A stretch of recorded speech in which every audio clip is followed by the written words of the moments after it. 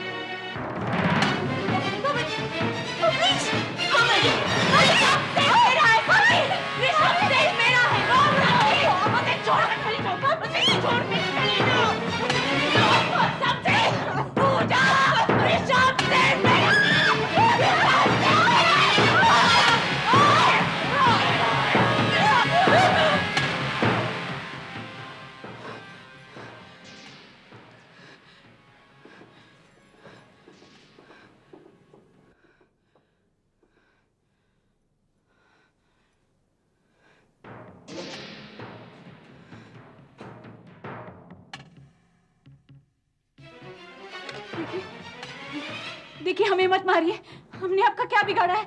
हमें मारकर आपको क्या मिलेगा? देखिए, हम यहाँ जबरदस्ती रहना नहीं चाहते, उन्होंने खुद हमें रोक कर रखा है। देखिए, हमें मत मारिए, देखिए हमें मत मारिए। देखिए, आप ऋषभ जी से पूछ लीजिए, हमारा विश्वास कीजिए। प्रहलाद जी आपके पति है, वो आपसे बहुत प्यार करते हैं। देखिए, हमें मत मारिए ना, हमें मत मारिए आप। क्या हो गया है पूजा? बबली इधर नहीं तो इतना क्यों चिल्ला रही है? क्या हो गया? जी, वो सपना देख रही थी? हाँ? तूने इतने जोर से चीखा कि मेरी जान निकल गई, और मैं यहाँ भाग के आई, न जाने तूने क्या समझ लिया? माँ जी, शायद वो सपना ही था। कैसा सपना? माँ जी, बड़ा भयानक सपना था। बबली जी दबे पैर हमारे कमरे में आती है, हमारा गला पकड़ लेती है, घोटना शुरू कर देती है। हम चीखते हैं, चिल्लाते हैं, मगर वो रुकती नहीं है। हमें मार डालती है। माँ जी, माँ जी, माँ जी, हमने हमारी मौत देखी। बेटा, किसकी हिम्मत है कि इस घर में आके तुझे नुकसान पहुंचाए? हाँ, इस डर को अपने दिल से निकाल दे पूजा। माँ जी, हम डर गए थे, हमने हमारी मौत देखी। माँ जी, देख बेटा, इस हालत में मैं भी शिकायत नहीं करना चाहती, लेकिन ये सरदर्द तूने खुद मोल लिया है। तू ऋषभ की हर बात को पत्थर की लकीर क्यों मानती है? और फिर तू भी तो इनकार कर सकती थी, कह सकती थी कि तू बबली के इलाज में कोई हिस्सा नहीं लेगी। पर माँ जी, बबली जी तो। तूने क्या दुनिया भर के इलाज का ठेका ले रखा है? हाँ, देख बेटा, तू मेरी रिस्पॉन्सिबिलिटी है। हाँ, अगर तुझे कुछ हो गया तो मैं तेरे घर वालों को क्या मुंह दिखाऊंगी? पर माँ जी, वहाँ ऋषभ जी हमारे साथ होंगे। पूजा, ऋषभ पे इतना भरोसा मत कर। आखिर उसने तेरी हिफाजत के लिए किया क्या है? कुछ नहीं ना, बल्कि उस पागल लड़की के इलाज में लग गया है। उसने तो तय कर लिया है कि मैं जो कुछ भी कहूंगी वो उसका उल्टा करेगा। लेकिन तुझे तो समझना चाहिए। हाँ, देख, मुझे पता है कि ये वक्त इन चीजों के लिए नहीं है, लेकिन फिर भी हर चीज की लिमिट होती है, सीमा होती है। माँ जी, पर उनकी आज्ञा का पालन करना हमारा धर्म है। अच्छा, कल वो कहेगा कुएं में कूद जा तो तू क्या कूद जाएगी? हाँ जी माँ जी। मुझसे कोई वास्ता नहीं। माँ जी, माँ जी, हमसे नाराज मत होइए। आप हमारी मजबूरी जानते हैं ना। बेटा, मैं इस सूरत में कैसे रिएक्ट करूं तू ही मुझे बता, क्या करूं? माँ जी, आज रात हमारे पास सो जाइए, हमें बहुत डर लग रहा है।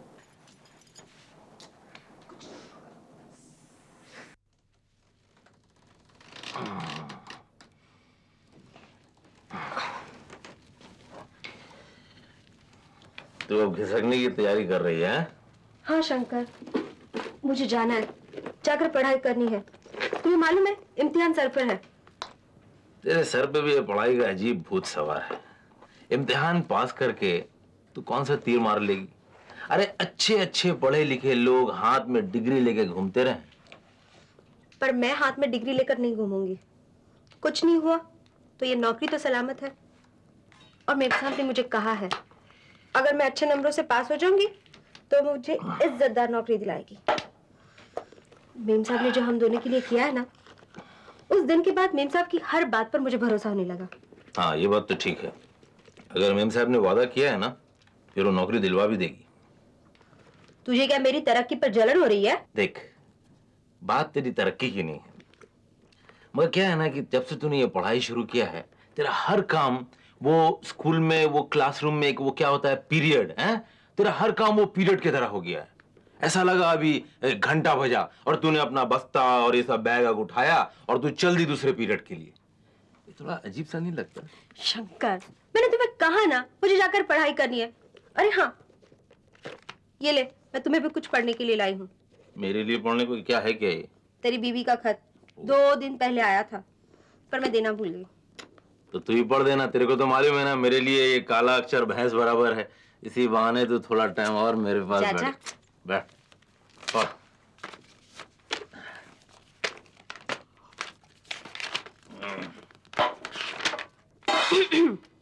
सुनो, हमरे परमेश्वर पाए लागू, जीते रहो, जीते रहो।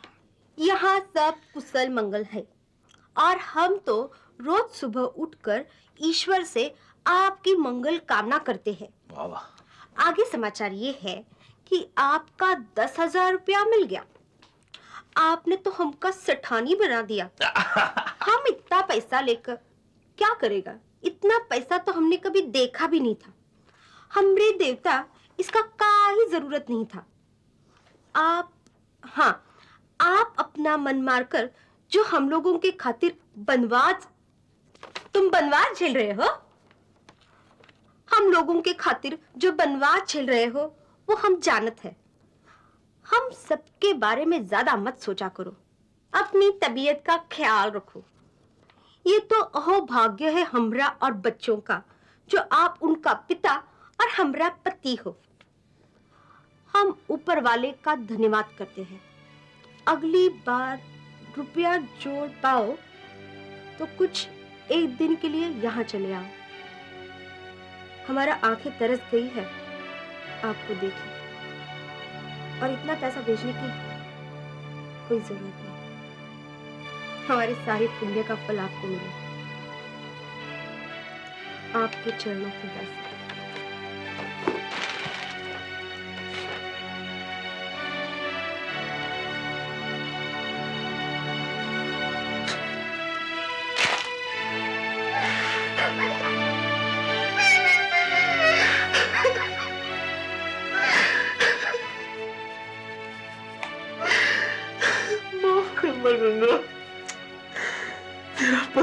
खराब आदमी।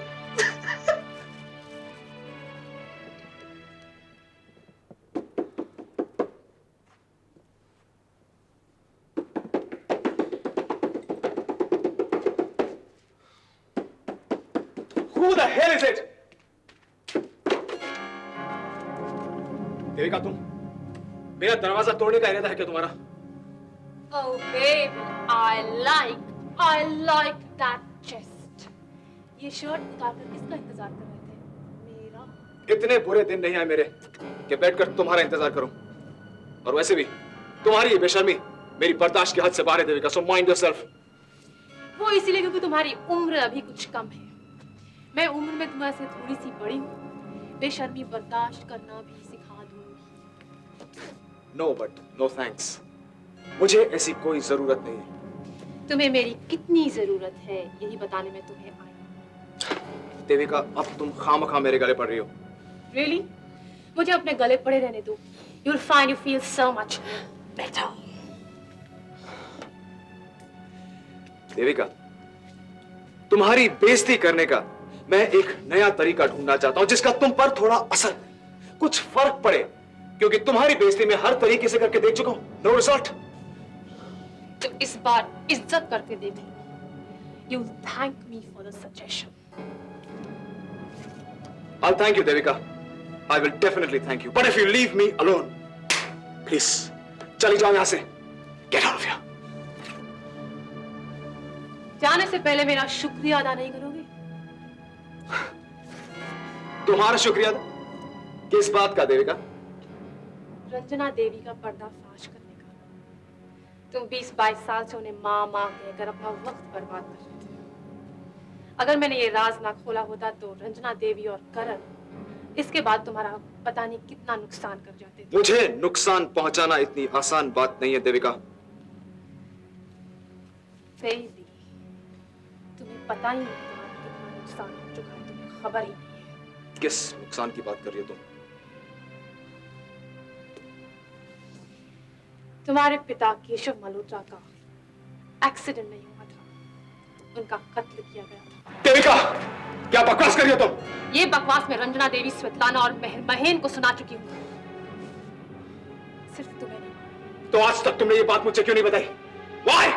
क्योंकि तुम्हारी माताश्री ने कहा था तुमसे ये राज छुपाया जाए। क्यों? I don't know. Don't put your hands on me. Anyway, तुम्हें एक और राज बताने जा रही हूँ जो मैंने आज तक किसी को नहीं बताया। कौन सा राज देविका? तुम्हारे पिता केशव मल्होत्रा के कातिल का नाम। कौन है वो? तुम्हारा सो कॉल्ड नाजायज भाई करण सिंह। What?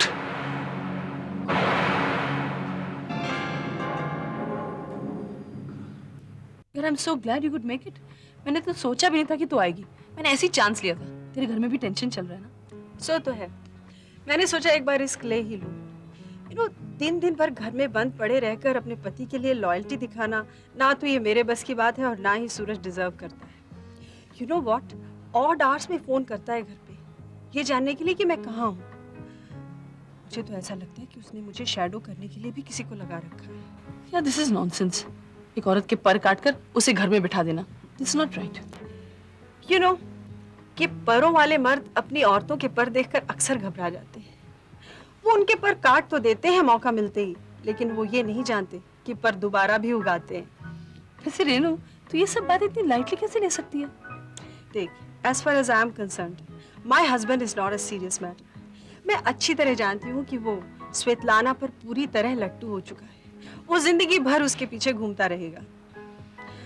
आजकल तो वो घर भी आधी रात के बाद आता है, उसके साथ हवा में उड़ रहा है, करोड़ों की बातें करता है। आजकल तो उसने मेरे ऊपर सख्ती भी कम कर दी है। मैं भी बस मौके की तलाश में हूँ। पहला मौका मिलते ही मैं पुर्र से उड़ जाने वाली हूँ। तुझे क्या लगता है उनका रिलेशनशिप कहाँ तक पहुंचा होगा? जहां तक मर्दों के बारे में मेरी रीडिंग का सवाल है, मर्द तब तक किसी औरत के पीछे भागता है जब तक कि वो उसके काबू में नहीं आ जाती। अगर मर्द को हाथ की कठपुतली बनाकर रखना है ना, तो उसके काबू में बहुत देर से आना चाहिए। तुझे क्या लगता है सूरज कभी स्वेतलाना को हासिल कर पाएगा? अगर उसकी जिंदगी में कोई दूसरा केशव मल्होत्रा ना आया तो। यार, you're really amazing. तू ये सब बातें कर रही है और तेरे तेरे तेरे चेहरे पर जरा सा भी गुस्सा नहीं। I mean, how can you do this? I wish I was like you यार। मैं तेरे तरह होना चाहती हूँ। नहीं, तू मेरी तरह कभी नहीं हो सकती निशी। क्यों? मैं तेरी तरह क्यों नहीं हो सकती? ना तो तू मेरी तरह हो सकती है और ना ही किसी और औरत की तरह हो सकती है। तू जो है बस वही बन के रहेगी। क्या मतलब है तेरा? बात यह है कि तू कुछ और बनना ही नहीं चाहती। तू निशी मल्होत्रा है और तू निशी मल्होत्रा ही बनकर रहना चाहती है, क्योंकि इन मल्होत्रा खानदान की बहू बनना तेरी एम्बिशन थी। यही नहीं, कोई भी अमीर परिवार की बहू बन जाना और वहां पर टिके रहना, भले ही वहां पर तेरे साथ डस्टबिन जैसा व्यवहार हो या कोई तुझे। मुझे लगता है मैंने तेरी दुखती रग पर हाथ रख दिया है, इसीलिए तेरे मुंह से चीख निकल गई। करण डैडी का कातिल है? हाँ। तुम झूठ बोल रही हो देविका, झूठ बोल रही हो तुम। यही तुम्हारा तरीका है कि जब लोहा गर्म हो तब वार करो। उस दिन पार्टी में एक सच बताकर तुमने करण को मेरा दुश्मन बना लिया, और आज अपने किसी मकसद के लिए तुम मेरे दिमाग में जहर घोलकर उस दुश्मनी को और गहरा बनाने की कोशिश कर रही हो। क्यों? तुम्हारे और करण के बीच में कोई दुश्मनी हो या ना हो, तुम्हारे दिमाग में उसे लेकर कुछ जहर घुल रहा है या नहीं घुल रहा है, मुझे इससे कोई मतलब नहीं। तो बिना किसी मतलब के तुम मुझ पर यह एहसान क्यों कर रही हो देविका? क्योंकि मैं केशव को वाकई चाहती थी, और इस पूरे मल्होत्रा खानदान में एक तुम ही थे जो उसे चाहते थे।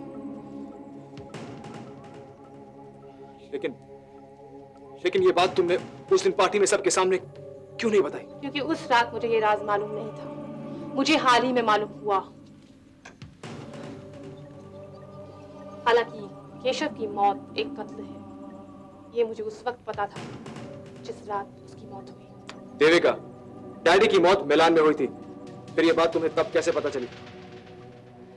तुमने शायद अपने डैडी की मौत की खबरें ठीक से नहीं पढ़ी, बहुत धक्का लगा होगा ना उसमें। तुम्हें याद होगा, गाड़ी में उनके साथ एक औरत मौजूद थी। मैं जानता हूँ। तो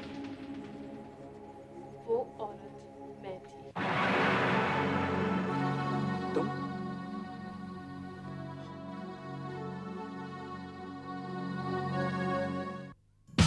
शान की खातिर जान की बाजी, मान की खातिर ईमान की बाजी,